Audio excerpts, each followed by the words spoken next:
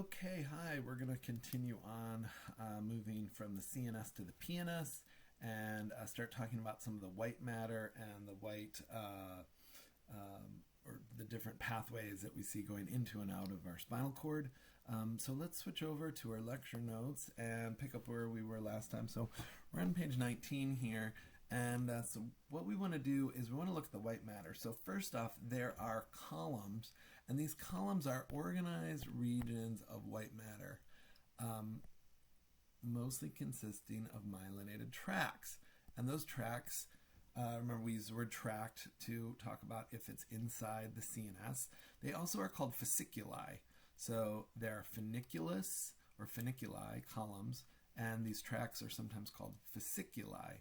Okay, and these tracts, first I'm going to jump down actually here and I'm going to make a little note. These funiculi, these columns, are in different parts of the spinal cord. They're either posterior, lateral, or anterior. Now the reason I'm mentioning that is I want to go back up to where we were last time and we want to look here. So now we have our white matter over here, or our white columns. Okay, and then we have a posterior or dorsal. We have the, here, why don't we'll be consistent. We'll say dorsal or posterior. We will say ventral or anterior. And then we have lateral columns as well in the to the sides here. So you can see 1, 2, 3, and they're paired on each side. Okay, so I wanted to add that in. Now we're not going to add anything else in on this one, so we can go away from that now. But now you understand that that's where the white matter cords are, and they run the entire length of the spine. They go all the way up and all the way down. And each one has a distinct tract or fasciculi, which are part of certain pathways that run the length of the spinal cord. Now, if we have an ascending tract, that means it's going sensory to the brain, because ascending means going up, so it's going up to the brain. If we have a descending tract, it's motor, and it's going from the brain to muscles or glands, right, which are our effectors. Okay? Sometimes it'll even just go to lower levels of the spinal cord and then go out. Now, the commissural fibers, all right, are the association fibers that make up that gray commissure that we talked about. And some tracts will decussate. And decussate is to go from one side to another. All right? So to cross, all right, from one side to another between the lateral masses. So some fibers will go up on the left side, then decussate across the commissure, and then continue up on the other side. And we'll talk more about that in a minute and show some examples of it. Okay, now, other characteristics of this white matter. It's usually named according to its origin and destination, and that helps. That helps us understand what ones we're talking about. So we'll get to that in a minute. Most will cross at some point, okay? And most pathways contain either 2 or 3 neurons, so they're either second order or third order. Okay? We're going to talk about what that means in a minute also. And they are paired, all of them. They have symmetry, right and left. And they also have this orderly mapping of the body in relation to where the funiculi and the spinal cord. So similar to what we saw with the dermatomes. Now, there are 6 total pathways. Now, really so 1 and 2 are the dorsal column ones, which are the fasciculus cunatus and the fasciculus gracilis. So there's 2 right there. 1, 2. Okay. Then we have 3 and 4, which are the anterior and lateral spinothalamic tracts. And then number 5 and number 6 are the anterior and posterior spinocerebellar tracts. Okay, so now let's look at this for a minute. Especially these guys right here, they really help us with the names, because spinothalamic, from our spine to our thalamus, tells us part of the pathway. Spinocerebellar goes from the spine to the cerebellum, so that's telling us part of the pathway. So this is useful when we use some of these terms to help us figure out where they are. Now, these are all located on pages 476. They start talking about them. 477, they have pictures, which we're going to show. And then 478, they kind of stop talking about them. So all of these right here are on pages, you can read about them on pages 476 to 478. Okay? No. 476 to 478. Now, I mentioned a minute ago that there were different neurons that are used in these pathways, and they're called first order, second order, and third order. Now, these ascending ones, I want to underline, I'm going to highlight ascending because we're only talking about ascending pathways, okay? These ascending pathways, always going up to the brain, are always either second order or third order, okay?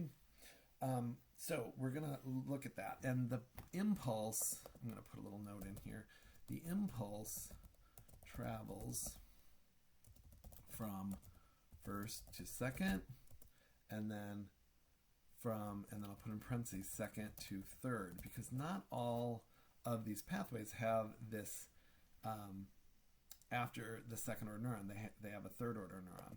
So what is going on? Why do we call these neurons these? So the first order neuron is where the sensory neuron that is coming from some part of our body going through the dorsal root ganglia, and that's where the cell body is located, or it can be a cranial nerve ganglia, and they find their way to a second order neuron.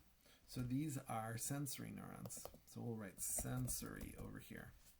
They're unipolar sensory neurons.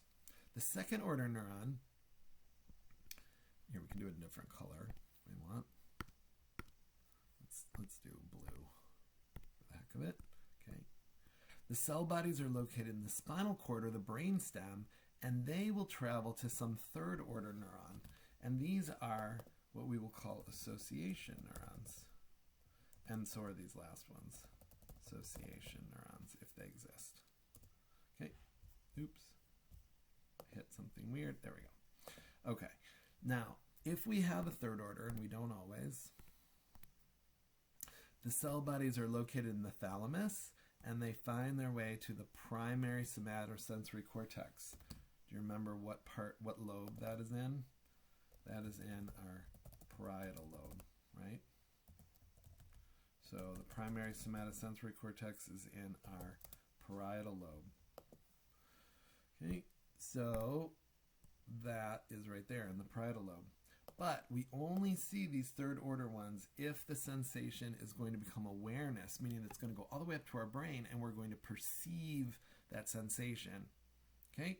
If we don't need to, if it's done more unconsciously, we won't have a third order neuron. So we'll get to that in a minute and we'll go over some examples.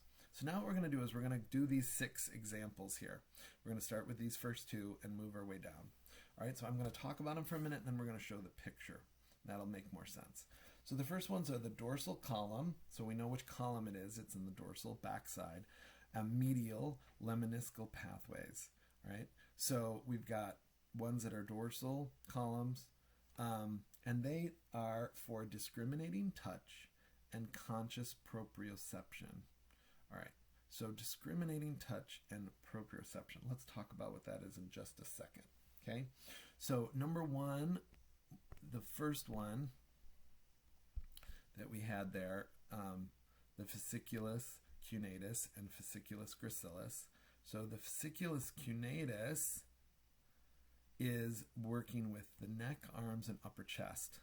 That's the area of the body that it's involved in. Where the second one, the fasciculus gracilis, works in the trunk and the legs. That one I remember pretty well because there's a gracilis muscle in your legs, and so that helps me. Now these are third order chains, and I think what I'm going to do is I'm going to underline, and I'm going to do it in red so you can see it really nicely every time we have a second order or third order. And if there isn't one, I'll write it in. And I'll write it in red, maybe. Or circle it in red. Okay, so these do a couple different things. They do touch and they do proprioception. So what kind of touch? Light touch. So light touch just basically means the exact location of stimuli and 2-point discrimination. Some of the tests that you're doing, this coming week in lab is looking at these sensory neurons. So if I touch you somewhere and you could then put your finger exactly where I touched, even if your eye was closed, that's light touch. Stereognosis is be able to recognize size, shape, and texture of an object by feel. So if you were to reach in your pocket and you had a bunch of change and I said pull out a dime, you could feel the edge of the dime and you would know that it's got the little ridges on it, and you'd pull it out and you'd say, oh yeah, that's a dime. Okay, so that's what that means. Okay, and then we have, we'll just underline these.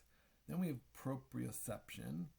Okay, and this is where we have precise positioning of our body, because there are stretch receptors and pressure receptors around our joints and in our muscles and our joints areas and our tendons. And so when you move part of your body, it sends a message to your brain and tells you, oh, that joint is at that particular angle. And so that's really useful. So you don't have to see your body part to know what angle it is. So if you close your eyes and then you think, what's the angle of my legs? You can tell whether they're outstretched straight or they're flexed at 90 degrees or whatever. And you can tell that without having to look at them. And then we have weight discriminations, which is the feel of an object, kind of assessing what's heavier. And then also a little bit of vibration. So lots of different things that are happening there. Okay, now these guys also cross, right? And what I mean is they decussate, right? Or they cross over. All right, now let's take a look at these in the book. So I'm going to bring up the book page, and as I said, this is page 477, and we can zoom in, and all 6 of them are here. Now they don't show all 6; they show 4 of the 6. But the ones that are in purple here, and we're going to start at the bottom, because remember, these are sensory, so we're going to be getting information from a sensory going up. So right here is our fasciculus gracilis. Remember, it does with the lower extremities. And then the fasciculus cunatus is doing the upper extremities. And so this is a touch receptor. This is one of these proprioceptors for stretch. Okay, doesn't matter. So let's follow each neuron, and so we can understand what's happening. So let's say we have light touch here, like a tickle, and it goes out. It goes through the dorsal root ganglion. It's a unipolar neuron. There's the cell body. It goes all the way to here into the dorsal horn, and it goes up the dorsal white column right there, and it goes all the way up, and it goes all the way up. Now notice it's still the first order neuron, okay? Axon of the first order neuron, and it goes up, and it goes up, and it actually will synapse at the medulla oblongata. There's our synapse. Here's our second order neuron going up. Look what happens. It crosses over. It decussates over to the other side. Goes all the way up. It goes through our pons, through our midbrain, and it ends at our thalamus. Then it synapses with our third order neuron, because we are going to perceive this, and so we know that it's third order. Goes up here to our primary somatosensory cortex, and somewhere in our leg, this is where our legs are mapped. We'll talk about that a little later. We get the perception, our feet, we get perception there. Now, the other one does the exact same thing. Joint stretch receptor, unipolar neuron, dorsal root ganglion, crosses over here at the medulla oblongata, and synapses to the second order neuron. It goes all the way up to our thalamus, and then our third order neuron goes to a different part of our somatosensory cortex in our parietal lobe for interpretation. Okay, so those always cross. They have always 3 neurons. They are third order, and one is in the lower part of the body and one is the upper part of the body for those different sensations. Great, you got it. You understand that first one. Okay, now let's look at number 3 and number 4, because that was number 1 and number 2, and now we're going to look at number 3 and number 4. So we have the anterior one, and we have the lateral, and these are spinothalamic tracts. So third and the fourth ones. Now, this tells us it's also going up to the thalamus. thalamus is our switching center. So if we get to the thalamus, we're going to also send it up to the cerebrum. Now, there is a reason why it says thalamus. We'll talk about that in just a minute. So what do these guys do? So these do pain, temperature, deep pressure, and more crude touch, some tickle and itch as well. But those first three especially are the ones that are most important to me, I think. Pain, temperature, deep pressure. A little bit of crude touch, some tickle and itch. Although a lot of that is more in this area. Okay, so these are also third order chains. These also cross over, decussate.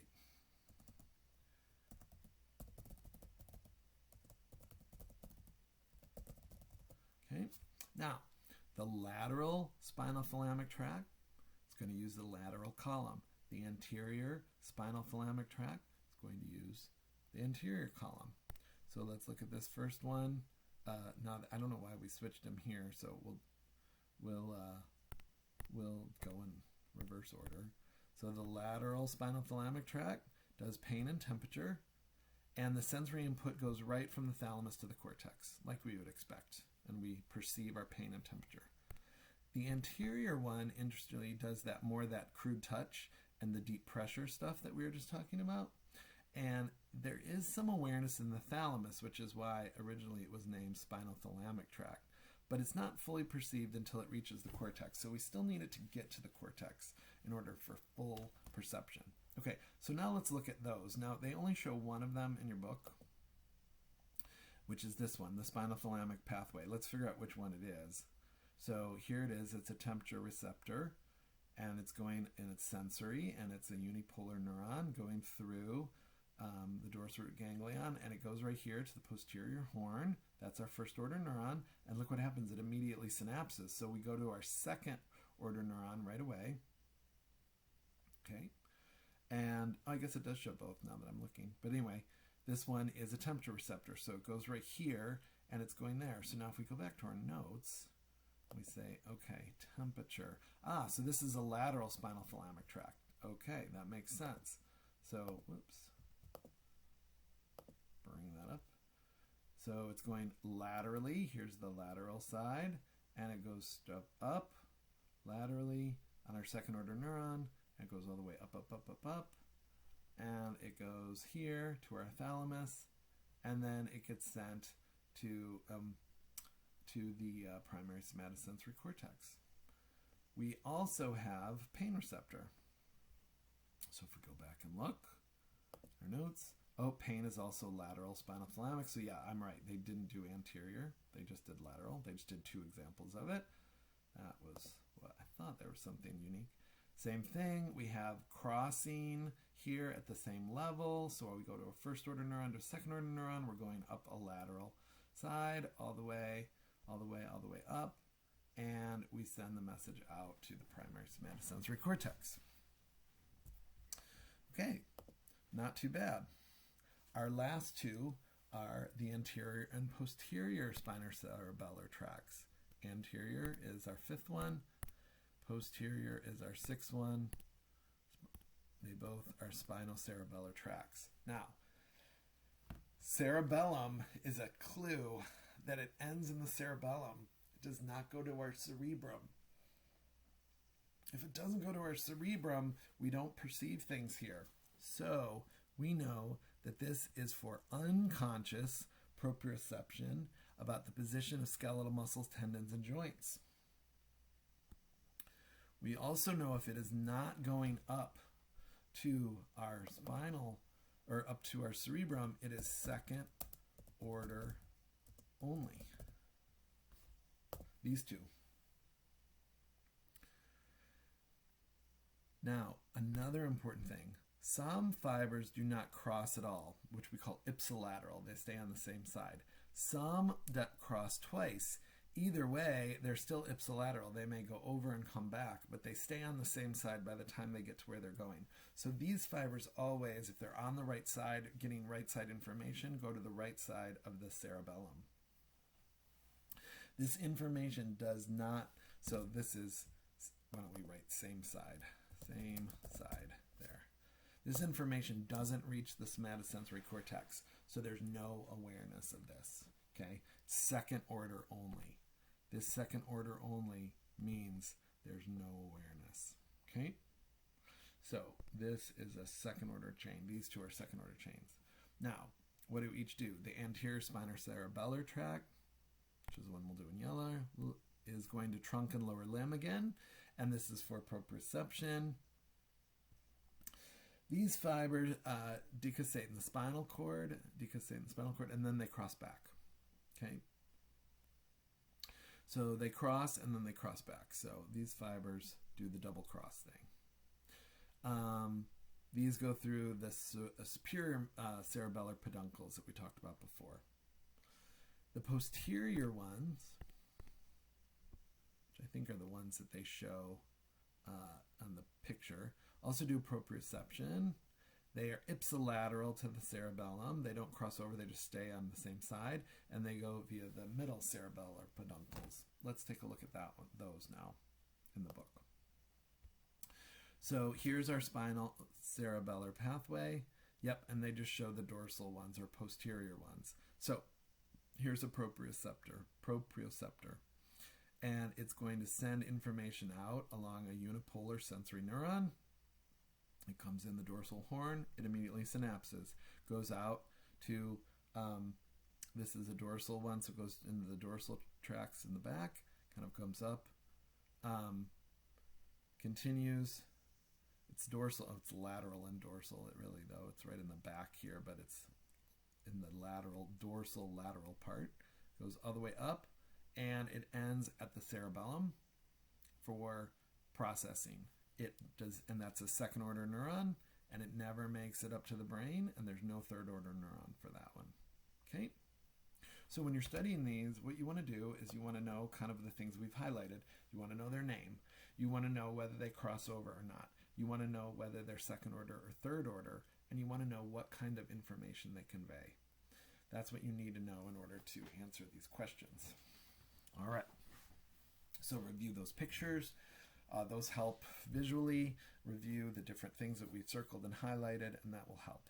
Now, that's getting information up to the brain. What about getting information down from the brain out to our effectors? These are descending pathways. Okay, we'll start with a different color. Descending pathways. Okay. Now these descending pathways are located in your book on they start on page 478 to talk about them, and they go to page 479. Okay. There are two different kinds. There are direct or pyramidal, and there are indirect extrapyramidal. We'll talk about those in just a minute. These are a little bit easier. They do not use the first, second, third order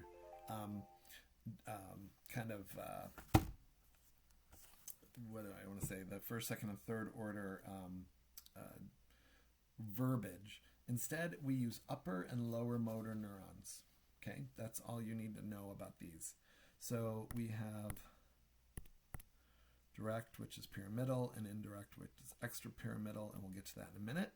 And they contain either upper motor neurons or lower motor neurons. The upper motor neurons are starting in the cortex and going out.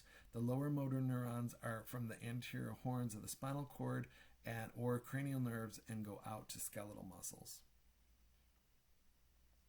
Okay, so these are always going out to skeletal muscles, innervating skeletal muscles. So there are different ones here, and we're going to talk about the anterior and lateral corticospinal tracts first. Now look at the name again. Anterior and lateral tells you kind of the location that they're heading down. Cortico, the cortex, to the spine. So they're telling again that they're going down from the cortex to the spine and out. Okay. Now the direct or pyramidal ones, there are the lateral and the anterior. Okay, the lateral and the anterior ones. These innervate, if it's lateral, the distal extremities, like our arms and legs. If they're anterior, they innervate the neck and parts of the trunk. So the ones that are going out to the distal extremities are doing skilled movements like walking, running, catching things, stuff like that. And they decussate or cross over. So they do cross over just below the medulla, right where those pyramids were. Remember the pyramids of the medulla? That's why they're called that. Now, anterior corticospinal tracts, they tend to do movement of the axial skeleton of our trunk and our neck area, and they cross somewhere along the spinal cord, usually at the level which they exit. They don't always have to, but usually there. Okay, let's take a look at those. So we're going to switch over to our book, and we're going to go to the next section. Oops, I think I went too far. I think it was in that book, that section we were just in. Yeah, here's the descending pathways. Okay, so let's click on this. Let's zoom in. So these are the pyramidal ones that are on the left here, right here. And we've got a lateral one, and we've got a ventral or anterior one. So here's our lateral one. It has the muscle, skeletal muscle here going out. This is our lower motor neuron right here. Okay, then there's an association neuron there you don't need to worry about. Excuse me. What am I talking about? Let's start at the top. I was getting confused with our ones before. We have to start at the top because these are motor neurons. So we're going to send a message out along the upper motor neuron first. So it's going to come out here, okay, up in the motor cortex, right, in the frontal lobe. We're going to send the message down. We're going to send the message down. These lateral ones here. Is this the lateral one? Nope. Sorry, I got to get the right one. We'll start on this side. Go down, down, down, down. Here's the medulla oblongata.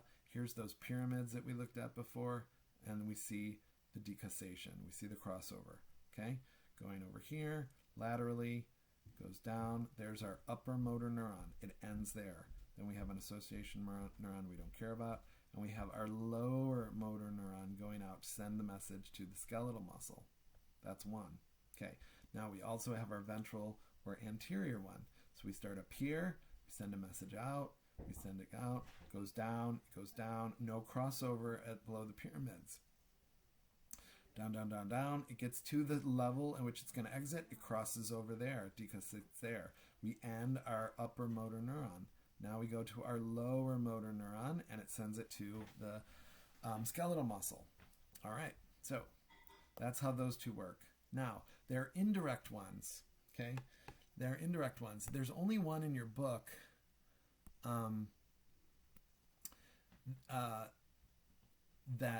there's a little note here why they're called indirect. They think now maybe they aren't as indirect as we thought. But there's only one that's pictured in your book, which is this one, the rubrospinal tract. So that's the one that I want to talk about. These other ones here, looks like maybe I have I've lost something here, so I'm going to type it in. So these two, the reticulospinal tract and the vestibular spinal tract maintain, all right, what's going on? There we go. Okay. They maintain balance by varying muscles of upper limbs and postural tone muscles. Okay, so balance. So these two, which I'm not going to show you examples of, but at least just so you know their function, they're sending messages down that are going to help maintain balance and postural tone muscles. And so the reticulospinal tract and the vestibulospinal tract. The tectospinal tract is going to work with the superior claviculi, which you remember before, which controls head movement while tracking. Okay, but the one that I'm most interested in is the rubrospinal. So you need to know that basic stuff about these, but let's show you the rubrospinal tract. Okay, so one thing about this is this one also crosses over, so it decussates. Okay, and it helps maintain and regulate muscle tone and muscle control, mostly in distal muscles of the upper limb. Okay, so let's highlight that. Now let's look at it. That one is over here. Now notice this one's a little different because this one is not, because it's doing muscle tone, it's not needing to have conscious involvement. So there's no spinal cord or no cortex involvement. It starts in our red nucleus. Remember we talked about the red nucleus in the midbrain? Now you know we said it was part of the rubro or red or ruby spinal tract, going from the red nucleus down the spine. Okay, so the upper motor neuron here goes down, down, down, down, down, down, and the lower motor neuron goes out. And it crosses, after it leaves the nucleus, it decussates over there, and it goes out. Okay, so that one's a lot simpler to understand. Okay, great. Now, we've got a couple more things on the next couple pages, and let's just add them in here so we can finish off this section. So sensory integration from reception to perception. Oh, see, look, and see this right here, this right there was supposed to be what I just typed in, and it got messed up. So you can cross that out right now. That part doesn't matter because I already rewrote it. It got moved. Okay, so introduction. Different parts of our sensory system, of our nervous system, are going to cooperate to allow us to get information in. And look at this. What is this? This is a feedback loop, right? This is just a regular feedback loop. Nothing too crazy here. Receptor goes in an afferent pathway. This is sensory information coming up that we just talked about a few minutes ago to our control center. Our control center makes a decision about what to do. It sends things down efferent pathways, like the ones we just talked about right here, upper and lower motor neurons, down to effectors like skeletal muscle, and sends messages out. Okay?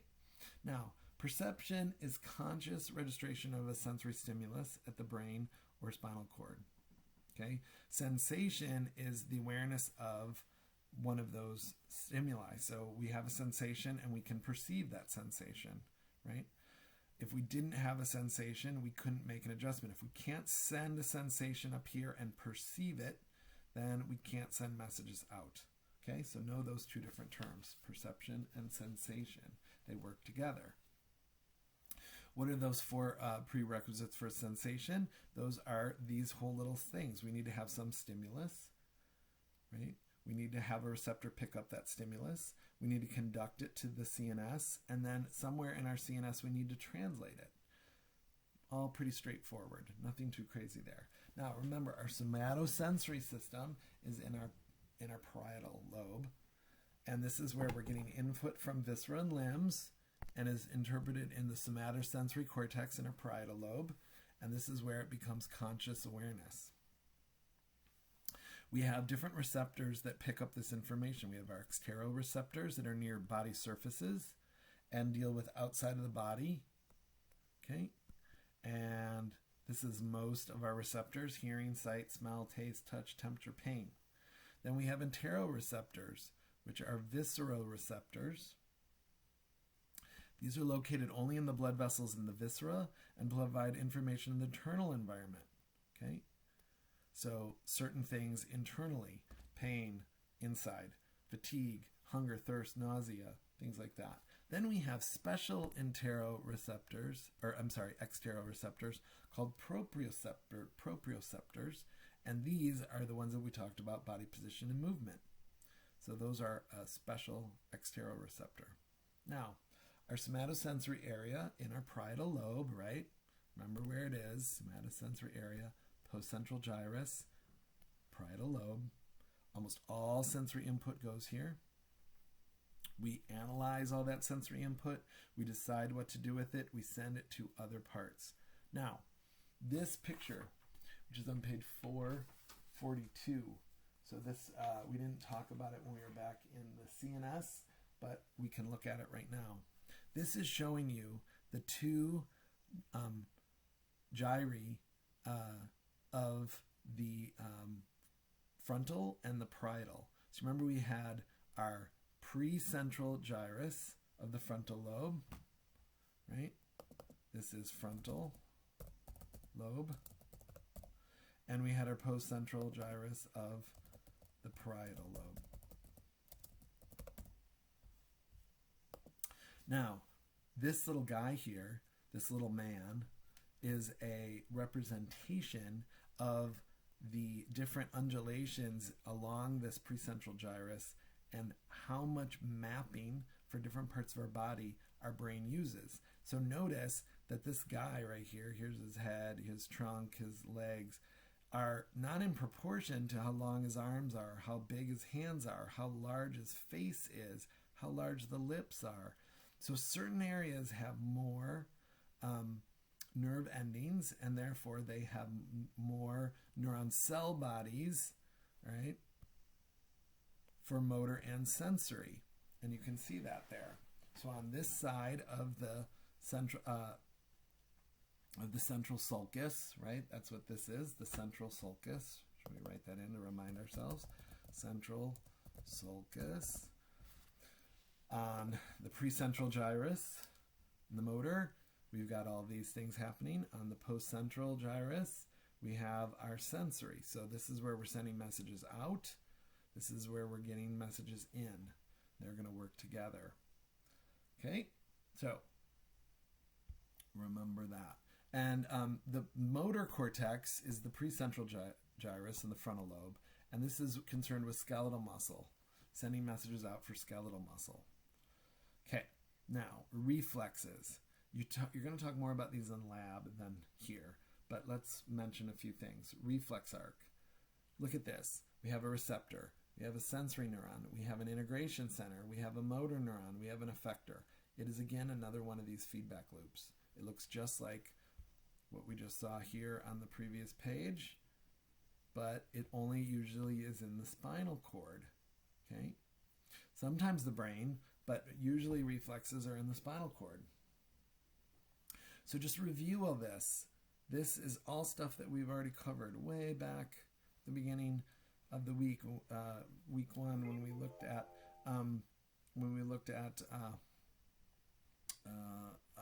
homeostatic feedback loops. Okay. All right. Now the last thing that we're going to talk about, and we'll maybe mention the cranial nerves on the last page here, are the different types of stimulus detection. And these are the names of different receptors that are in your body, and then what they pick up here. Okay, so mechanoreceptors, we've mentioned a couple different times. They deform, they mechanically deform, they get pushed or they get deformed in some way, and they are things like touch, pressure, proprioception, hearing, because the sound wave deforms them, equilibrium, we'll talk about that later when we get to special senses, and blood pressure. Thermoreceptors, you have different hot, cold, and warm temperature that pick up temperature differences. We have nociceptors. They detect pain, so that's one that's maybe not as well named as these first two.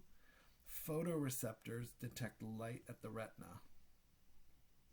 Photo, right? Light in our eyes. And then chemoreceptors, and these do any chemicals, taste, smell chemicals, any chemicals in the body. All right? So know those names of those different receptors and what they pick up, and send messages then to our somatosensory cortex. Okay, lastly, we have cranial nerves. You need to know their name, their number, and then what they're doing, what they are. And also useful to know if they're sensory, motor, or mixed. This is a nice summary of them. You have other summaries in your book. So use those to understand those. You need to know all 12 for lecture. You need to know them also for lab. You need to know the location of some of them in lab in your for the sheep's brain that we looked at. So study those as well. All right, so we're done with CNS and PNS. We're going to start ANS next week. I'll see you then. Bye.